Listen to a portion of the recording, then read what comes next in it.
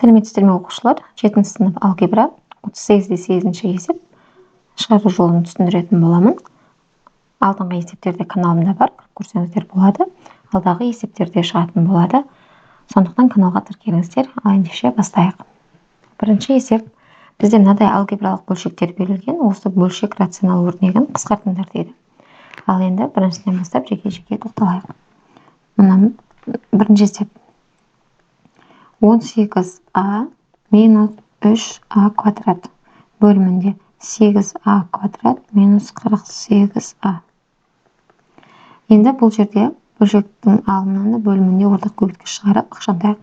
Алымынан мен 3а-ны жақшаның сыртына шығарамын. Сол кезде 6 минус а-ның өзі қалады. Бөлшектің бөлімінен мен 8а-ны жақшаның сыртына шығарамын. Сол кезде а қалады минус 6 қалады. Енді осы жерден көріп тұрғандарыңыздай жақшаның ішінде таңбалары әртүрлі болып тұр. Сондықтан алымынан минусты шығарамын. 3а, мына жерде а минус 6 болады. Бөлшектің бөлімінде 8а, а минус 6. Енді бірдей жақшаларымыз, яғни а минус 6-лар қысқарады. А-ны бізде қысқарады, сонда бізде минус 8-ден 3 деген жауабымыз қалады екен. Енді екінші есеп. Берілгенде 8p минус 40 бөлімінде 15 минус 3p. Бөлшектің алымынан ортақ көбейткіш бізде көріп тұрғандарыңыздай 8. 8-ді жақшаның сыртына шығарсам, менде p минус 5 қалады. Ал енді бөлшектің бөлімінде 3-ті жақшаның сыртына шығарамын. Сол кезде 5 минус p таңбасы теріс болып тұр. Сондықтан мен минус 3-ті шығарайын. Сол кезде p минус 5-іміз қалады. Енді осы жерде p минус 5-теріміз қысқарады. Сонда бізде минус 3-тен 8 деген жауабымыз қалады екен. Енді үшінші есебіміз 4 минус x квадрат бөлімінде 10 минус 5x. Енді 4 минус x квадрат деп отырғанымыз, ол бізде қысқаша көбейту формуласы. Біз оны екі жақшаға жіктей аламыз. Енді 2 минус x, 2 плюс x деп осында екі жақшаға жіктей аламыз. Бөлшектің бөлімінен 5-ті шығарамын. Сол кезде 2 минус x қалады. 2 минус x-тарымыз қысқарады. Сол кезде бізде алымында 2 плюс x қалады, бөлімінде 5 қалады. Келесі төртінші есеп. 3x қосылған 6y-тің квадраты 5x қосылған 10y. Бөлшектің алымында қарасаңыздар ортақ көбейткіш 3. Бірақ бізде сыртында, жақшаның сыртында квадрат болғандықтан біз 3-тің квадратын жақшаның сыртына шығарамыз. Көбейтілген. Сонда жақша ішінде 3-ті шығаратын болсам, x плюс 2y қалады және сыртында квадраты бар. Енді бөлшектің бөлімінен 5-ті жақшаның сыртына шығарамын. Сол кезде x қосылған 2y қалады. Енді x плюс y-тар, x қосылған 2y-тарымыз қысқарады. Мына жақта дәрежесі кетеді. Сонда бізде қалатыны 3-тің квадраты 9 көбейтілген жақша ішінде x плюс 2y бөлінген 5. Келесі 5-ші есеп. 5-ші есептің берілгенін жазайық. ax қосылған vx минус ay минус vy. Бөлшектің бөлімінде vx минус vy. Енді бұл жерде қарап отырсаңыздар, біз мынау негіздері жаңа ортақ көбейткіш шығаратындарды қарастырайық. Бұл жерде көріп тұрғандарыңыздай а және v-лар, иә?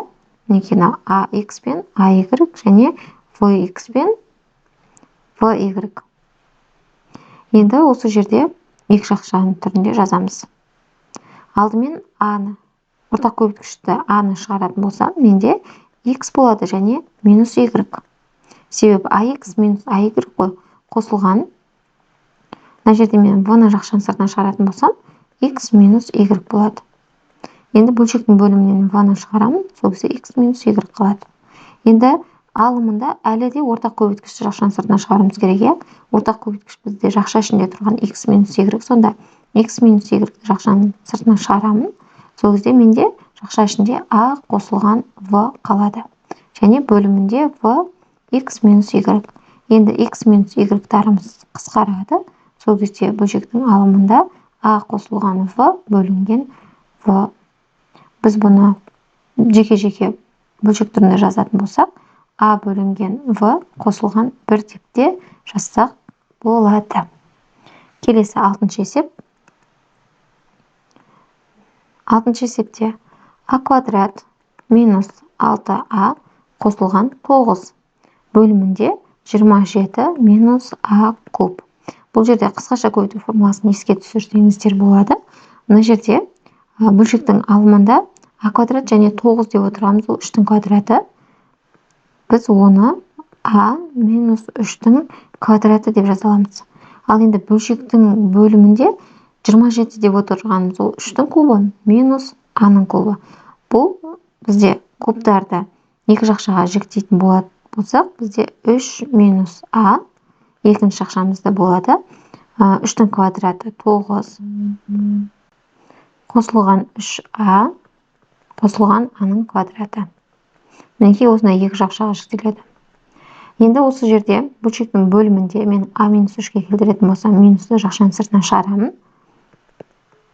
Сіздерге түсінікті болсын деп мен барлығын ашып жазып жатырмын.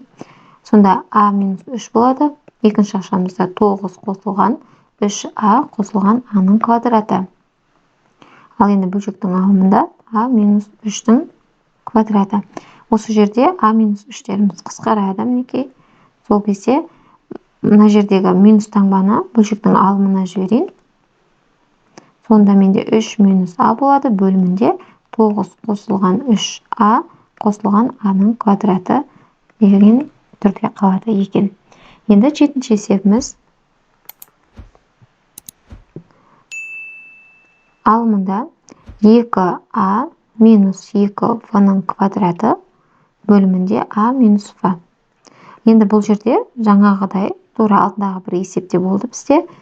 Ортақ көбейткіш шығарамыз, бірақ сыртында, жақшаның сыртында да квадрат болғандықтан, ол санды да квадраттаймыз. Сол кезде 2-ның квадраты болады көбейтілген А минус В-ның квадраты бөлімінде А минус В. Осы жерде А минус В-ларымыз қысқарады. Сол кезде 4 көбейтілген жақша ішінде А минус В деген түрдегі біздің жауабымыз шығады екен. 8-ші есеп. Ал енді 8-ші есепті шығарайық. 4С қосылған 12D. Мұнда квадраты бар екен. С қосылған 3D. Бұл жерде де алдағы есеп сияқты бөлшектің алымынан ортақ көбейткішті шығарамыз. Бірақ енді дәреже квадратталып тұрғандықтан бізде ол санымызда квадратталады. Демек, біз мына жерде 4-ті шығарамыз. Ол 4-тің квадраты болады көбейтілген. Жақша ішінде С қосылған 3D қалады және оның квадраты бар. Бөлшектің бөлімінде С қосылған 3D. С қосылған 3D-ларымыз бізде қысқарады. Сонда 4-тің квадраты 16 көбейтілген С қосылған 3D түріндегі өрнегіміз қалады екен. Енді соңғы 9-шы есебіміз.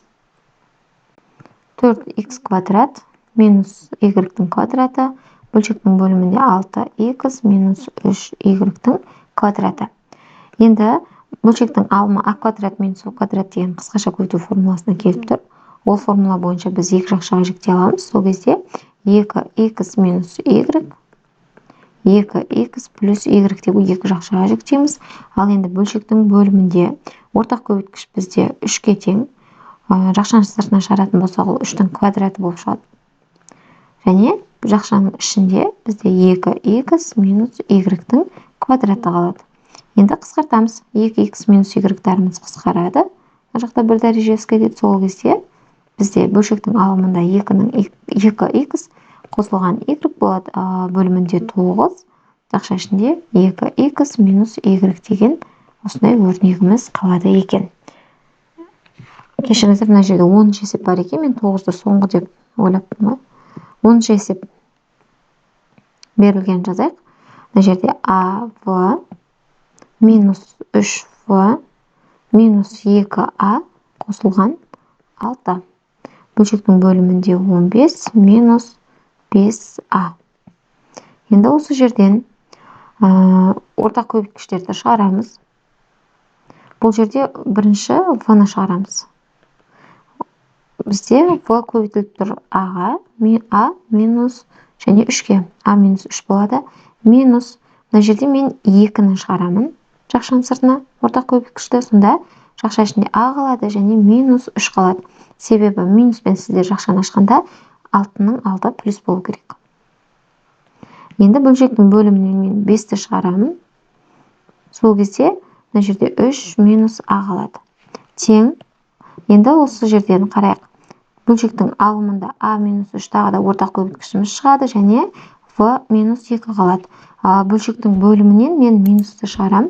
Сонда минус 5 а минус 3. А минус 3-теріміз қысқарады.